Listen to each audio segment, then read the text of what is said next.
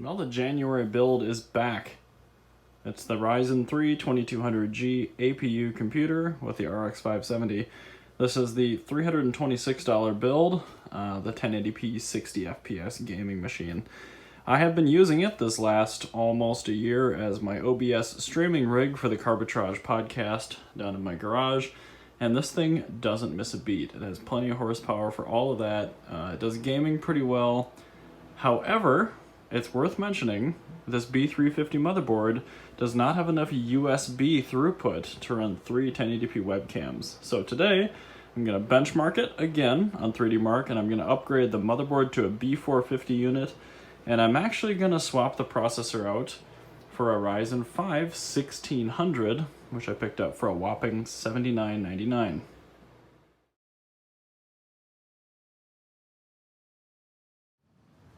So you've seen the benchmark results for the, what is this, an AB350M Gaming 3 with the Ryzen 3 2200G stock clock and an RX 570 4GB. This is an MSI Armor 4GOC RX 5700.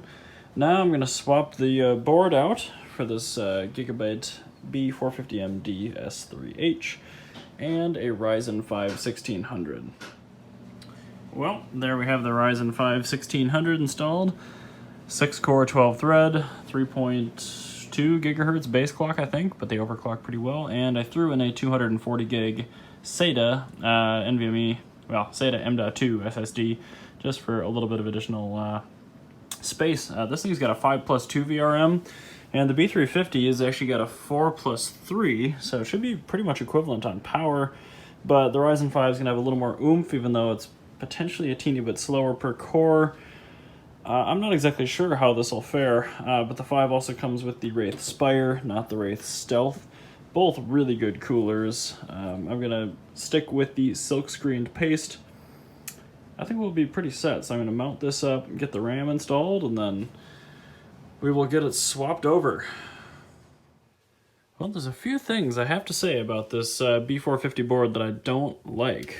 On the 350 board, they have the PCIe by 16 lane all the way at the top. So I was actually using the first 2 slots of the case, and then I had an open space for basically the heatsink on the card where we could put in an NVMe or an M.2 drive there.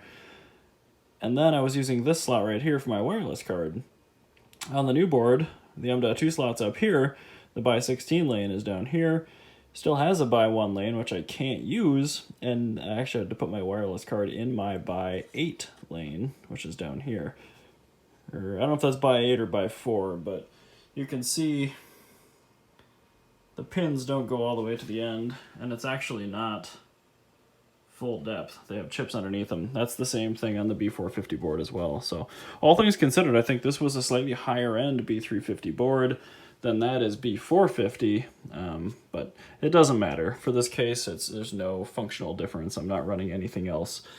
Yeah, it's a little weird, but I guess better cooling for your NVMe. So she's upgraded. I'm going to plug her in, and we'll boot it up and do that same benchmark.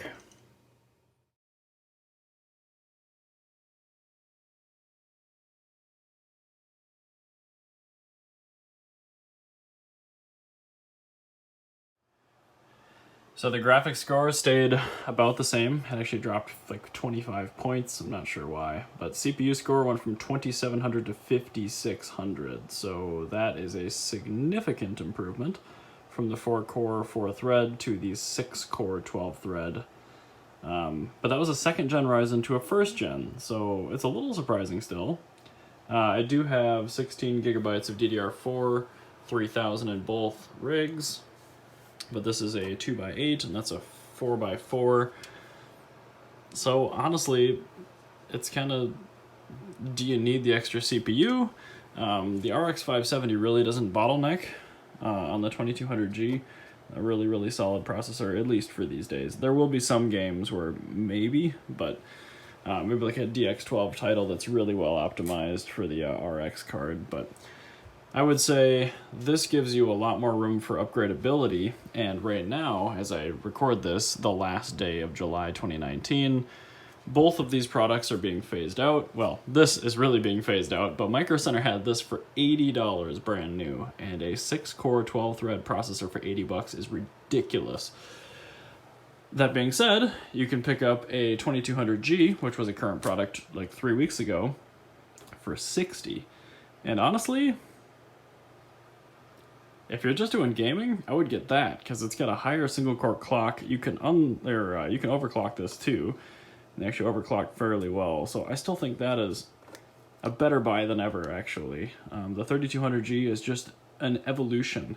It's not a Zen 2 part; it's a Zen Plus part. So it's still a 2nd gen processor, even though it's a 3rd gen, but it's just improving a little bit on this guy.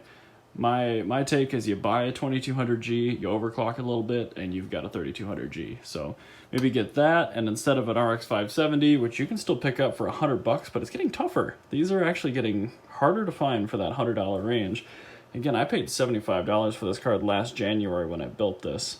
Now it's maybe worth arguably a little bit more.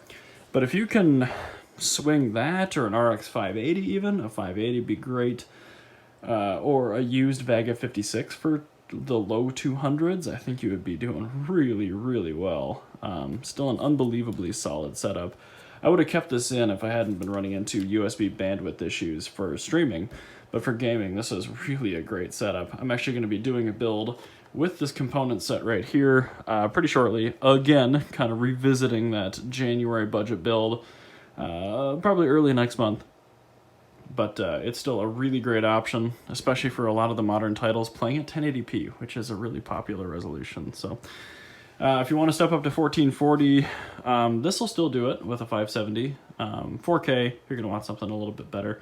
That's kind of Vega 56, GTX 1070 Ti as a minimum for a lot of 4K titles. So anyway, hopefully that was at least a little bit interesting. It's kind of weird upgrading to a year older part, but man, that's a lot more cores and a lot more threads. And I may experiment a little bit with overclocking it, even though this is a streaming machine, so maybe not. Either way, thanks for watching. Catch you guys next time.